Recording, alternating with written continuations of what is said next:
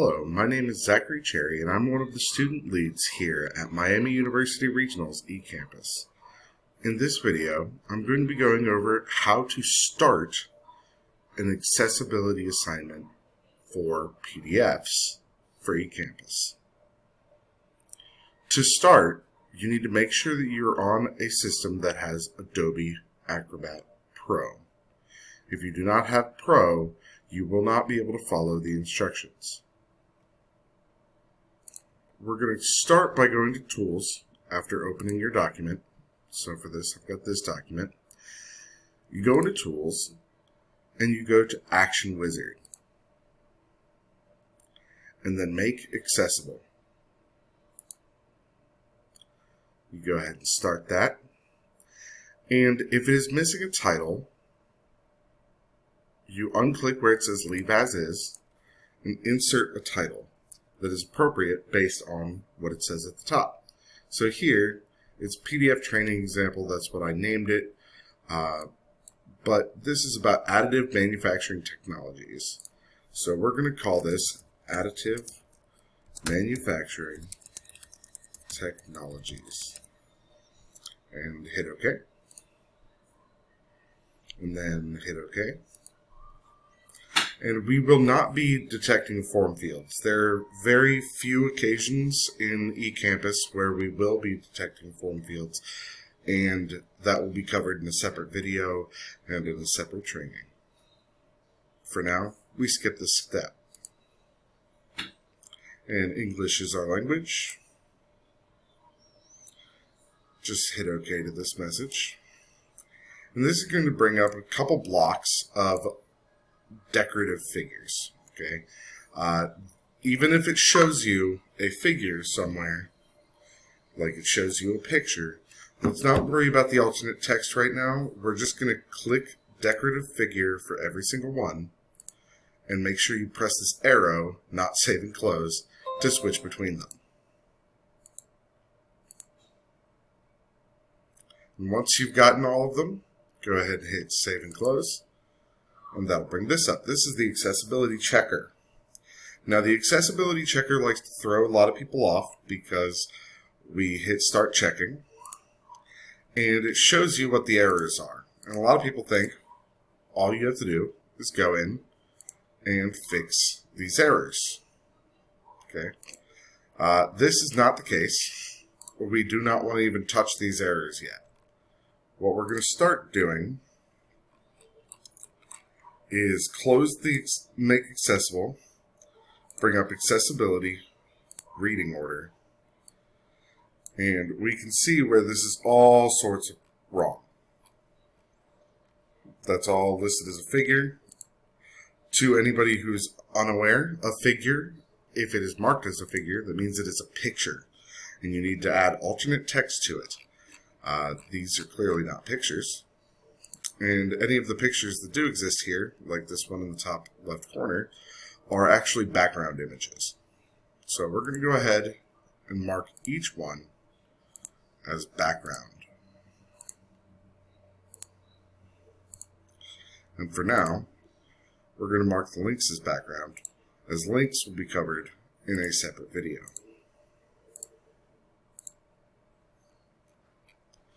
And separate training. Alright, once we have marked everything as background that was a figure, we're going to go through and mark this up. So we're going to start with our heading. And since it is the first heading of the document, you go heading 1.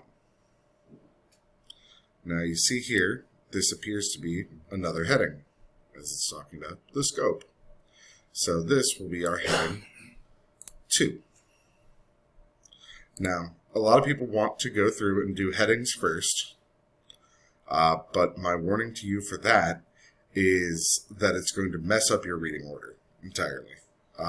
Adobe will sometimes set your reading order to just be the order that you tag it in. This will help to make sure that your content and reading order are exactly the same. And content and reading order will also be covered in a different training. So we simply go through heading 2, mark this paragraph, heading 2, and this P tag here is the paragraph tag. This is any text that should be read, generally. If it is basically the body of your paragraph, you need to make sure it's there.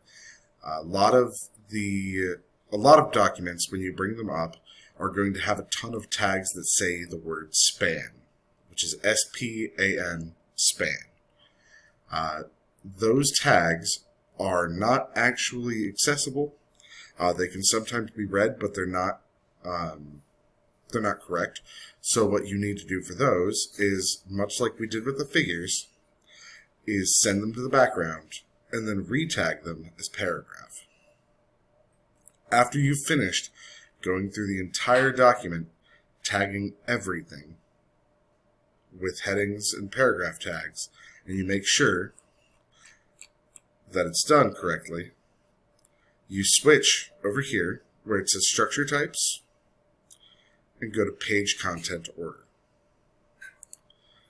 It's also important for you to remember, and I'll remind everybody every time, where it says display like elements in a single block. I'm going to show you real quick why that's important. So, if we mark this as a paragraph, this is a paragraph,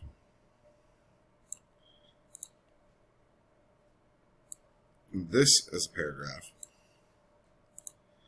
and then we have display like elements in a single block, that's all now together. Now this could seem okay to most people. However, there are some tags like link tags and artifact tags and span tags, which I brought up earlier, that will be hidden by this. And it will show you the structure type, and it will always show you the dominant structure type. So if you have a ton of span tags in here and you have paragraph tags, it's going to show you this paragraph tag, which means you're going to miss any span tags. As soon as it gets to anybody else and we unclick this, it'll show us what's really there. Okay, so rule of thumb, keep this unclicked at all times. Alright, once you're done with this process, you get it to page content order, and it's going to tell you numbers for every single one. That's the order that a screen reader is going to go through and read it. Now, always check it yourself. Don't ever just believe this order.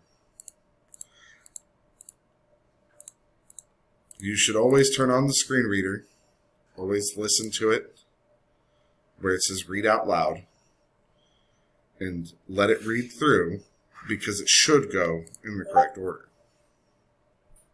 To see your reading order,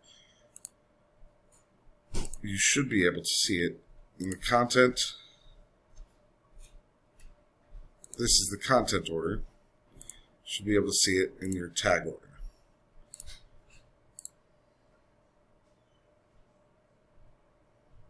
I hope that this video helps you to understand how to start a document and how to get it accessible at the beginning.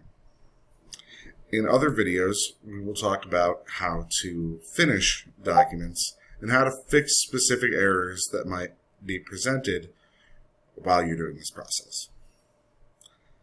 Thank you.